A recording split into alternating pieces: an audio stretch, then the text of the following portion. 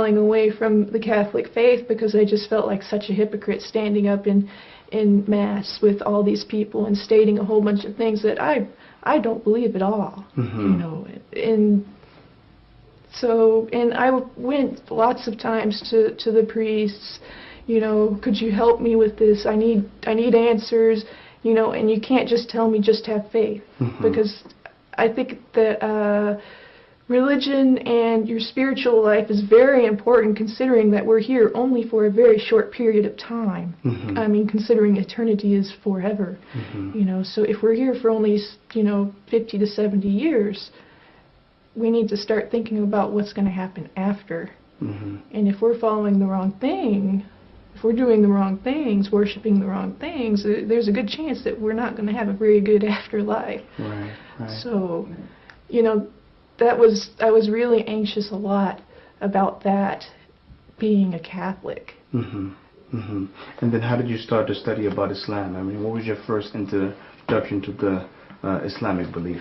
You know, actually, I remember as a child, I was always, you know, curious about Islam. You know, seeing the women in their, you know, dress and all This that. is in Louisiana. Yeah, yeah. Okay. Like, and you don't really see it that much. And I wasn't really exposed to it a whole lot. You know, it was just like maybe one little flash of something that I saw on TV, like maybe once. And, you know, and me and my sister would play Barbie dolls, and I'd dress my Barbie up like a Muslim woman. And, you know, and we were very creative, and we would have whole scenarios where we'd, you know, we had whole other lives with our Barbie dolls, and that was one of my characters, was a Muslim Barbie doll. But for a very long time I was very ignorant as far as what Muslims believe and what Islam was. But I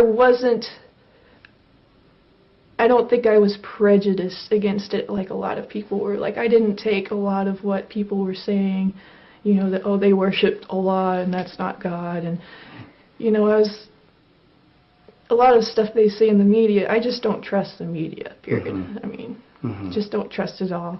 And so lately, like probably about 2 years ago, you know, all this stuff going on in the media and stuff, and I just finally decided, you know what, I'm going to, you know, look at this and see exactly what the truth is, you know, sift out the truth from, you know, what the media is telling us. And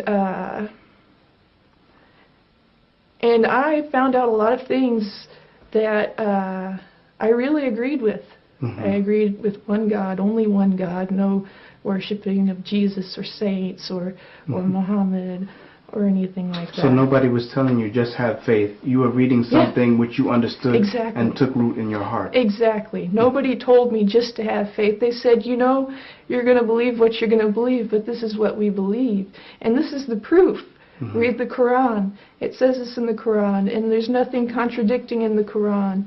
And this is Muhammad, and this was how he lived his life.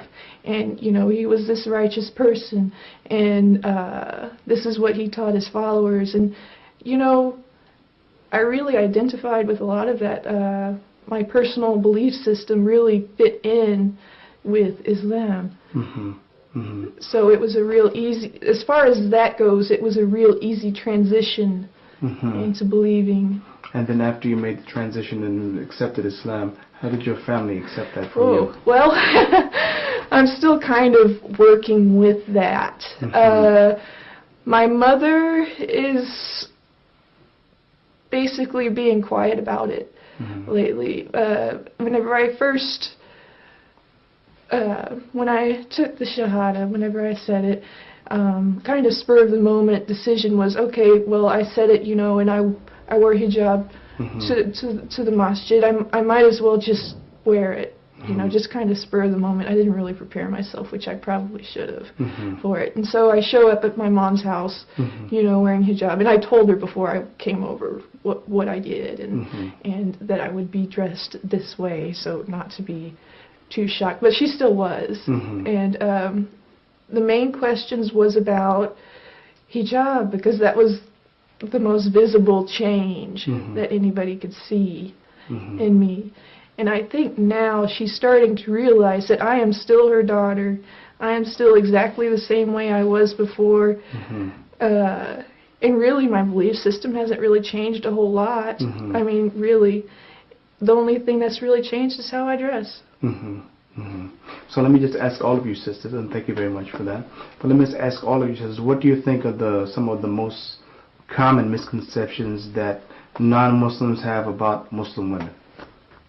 Just seeing us dressed in hijab and jilbab. Hmm. Um, So you think most is related to how Muslim women dress? and how we're treated Hmm. by our husbands and And is that based on knowing Muslim people? Or is that based on just what maybe they hear from the media? just from what they hear from the media, because I think if they knew Muslim people, then they would have a strong sense of the truth. Hmm. So Let me ask you, I think the case is also the same in Alaska. A majority of the people becoming Muslim are women. And if the biggest misconception is that women are oppressed, why do you think so many women are accepted Islam as their religion? Well, number one, I think there's a big misconception with what feminism really is. Mhm. I mean, if you look at the feminism movement, we could wear what we want, we could do what we want, we need to live like a man, and, you know, we don't need men to fix our car, we don't need men to do this and that, and we don't need men to have babies and raise children and all that. You know, and that's really... So basically, in American society, we're expected to have two jobs. We're expected to work in the workforce like a man, and we're expected to have a home life with children and take care of a husband and all that. And I think the real misconception here is they think that this feminism is liberating when it's really not. It's oppressive. Can I just stop you there and ask you just to elaborate a bit about feminism and why do you think feminism is actually oppressive to women? It's oppressive because, you know, if you look at it, you have two jobs. Mm-hmm.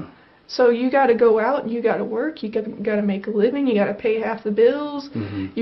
You know all this. You've got to put up. You know you've got to live this certain life the same as a man does. Mm-hmm. But then when you come home and if you're married and you have children, you're expected to clean the house, take care of the children, take care of the husband, and all that. So you got two jobs where.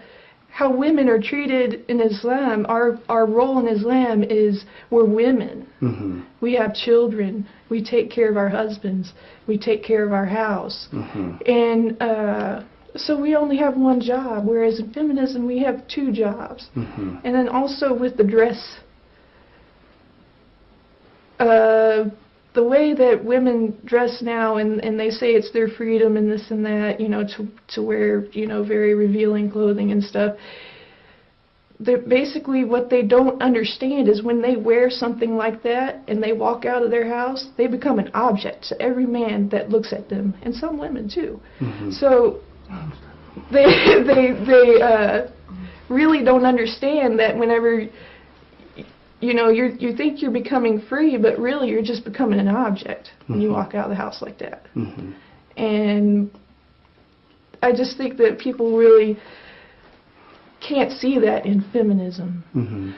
But in Islam, you know, our position in Islam, you know, we have the right to have property. Mm-hmm. We inherit. Mm-hmm. We are our own entity. We keep our last names. We don't have to take our husband's identity. Mm-hmm. And in Christianity, people just don't really understand how the Bible sees women. Mm-hmm.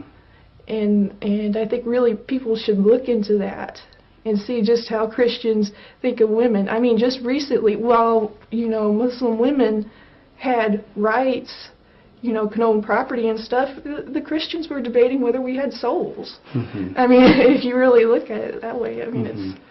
As we conclude here, I just want to ask you, what do you think is the outlook for the future of Islam in America? widely spread. It's going to become, inshallah, from far north Alaska to the most southern point of Florida, inshallah. It's just going to become more and more widely spread. Inshallah. I think people will